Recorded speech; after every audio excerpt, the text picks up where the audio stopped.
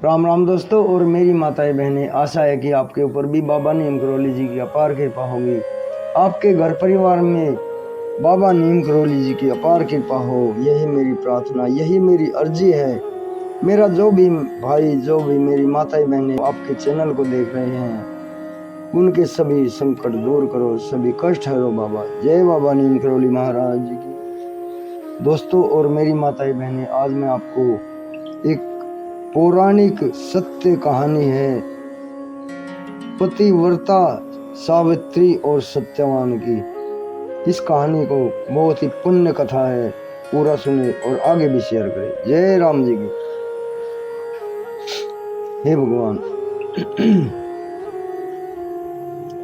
सावित्री प्रसिद्ध तत्वज्ञानी राजऋषि अशुपति की एकमात्र कन्या थी।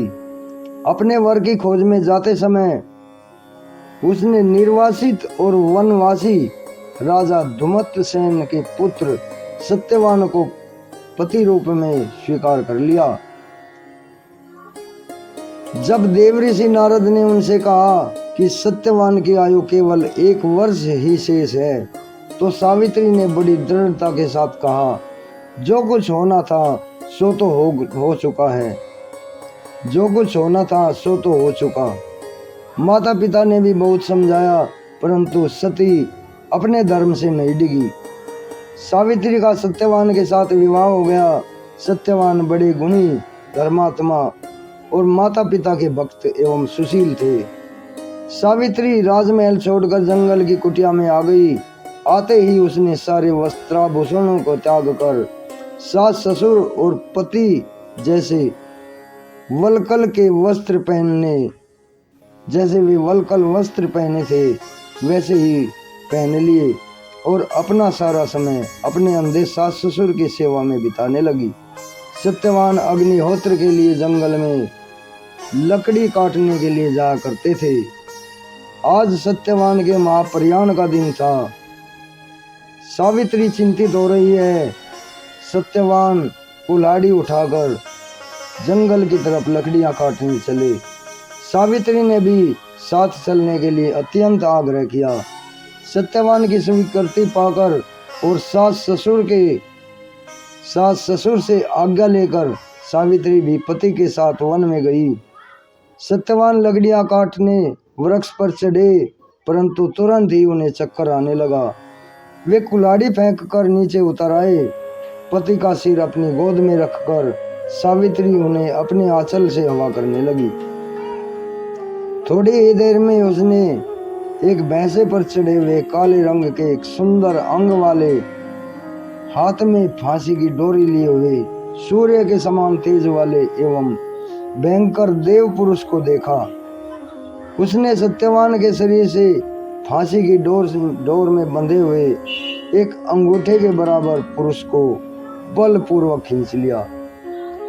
सावित्री ने अत्यंत व्याकुल होकर आर्त स्वर में पूछा, हे देव, आप कौन हैं और मेरे इन हृदय धन को कहाँ ले जा रहे हैं? उस पुरुष ने उत्तर दिया, हे तपस्विनी, तुम पतिव्रता हो, अतः मैं तुम्हें बताता हूँ कि मैं यम हूँ और आज तुम्हारे पति सत्यवान की आयु क्षीण हो गई है, अतः मैं उसे ले जा रहा हूँ। तुम्हारे सतीत्व के तेज के सामने मेरे दूत नहीं आ सके, इसलिए मुझे स्वयं आना पड़ा। यह कहकर यमराज दक्षिण दिशा की तरफ चल पड़े। सावित्री भी यम के पीछे पीछे जाने लगी। यम ने बहुत मना किया। सावित्री ने कहा, जहाँ मेरे पति देव जाते हैं वहाँ मुझे जाना चाहिए, यह सनातन धर्म है। यम बार बार मना करते रहे, परंतु सावित्री पीछे पीछे चलती रही। उसकी एक दृढ़ निष्ठा और पतिव्रत धर्म से प्रसन्न होकर यम ने एक एक करके वर रूप में सावित्री के अंधे सास ससुर को आंखें दे दी, खोया हुआ राज्य दे दिया और उसके पिता को 100 पुत्र दे दिए और सावित्री को लौट जाने को कहा। परंतु सावित्री के प्राण तो यमराज लिए जा रहे थे, वह लौटती कैसे? यमराज ने फिर कहा कि सत्यवान को छोड़कर चाहे जो मांग लो। सावित्री ने कहा, यदि आप मुझसे प्रसन्न हैं तो मुझे सत्यवान से 100 पुत्र प्रदान करें। यम ने फिर बिना सोचे ही प्रसन्न मन से तथास्तु कह दिया। वचनबद्ध यमराज आगे बढ़े। सावित्री ने कहा कि मेरे पति को तो आप लिए जा रहे हैं और मुझे 100 पुत्रों का वर दे दिया है, यह कैसे संभव है? मैं पति के बिना सुख, स्वर्ग और लक्ष्मी किसी की भी कामना नहीं करती। बिना पति के मैं जीना नहीं चाहती। वचनबद्ध यमराज ने सत्यवान के सूक्ष्म शरीर को पास मुक्त करके सावित्री को लौटा दिया। सत्यवान को 400 वर्ष की नवीन आयु प्रदान की। दोस्तों और मेरी माताएं बहनें, आपको ये कैसी लगी सत्यवान सावित्री की कथा मुझे बताएं और आगे भी शेयर करें। जय बाबा नीम करोली महाराज की।